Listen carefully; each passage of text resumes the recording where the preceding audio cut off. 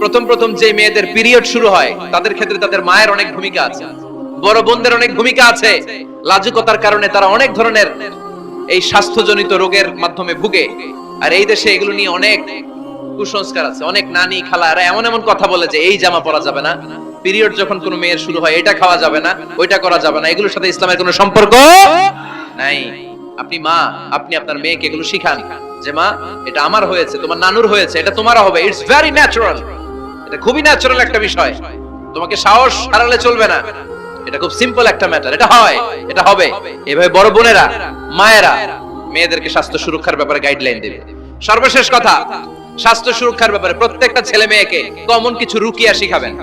প্রত্যেক ছেলে এবং মেয়ে নিজের ঝাড়ফুঁক যেন নিজেই করতে পারে। এই তোমার কমন কিছু ঝাড়ফুঁক, যেমন সূরা ফালাক, সূরা ইখলাস, সূরা ফালাক, সূরা নাস। প্রত্যেক ছেলে মেয়ে নিজেই যেন সূরা ইখলাস, সূরা ফালাক, সূরা নাস পড়ে ফু দিয়ে সারা গায়ে মাসে করে নিতে পারে।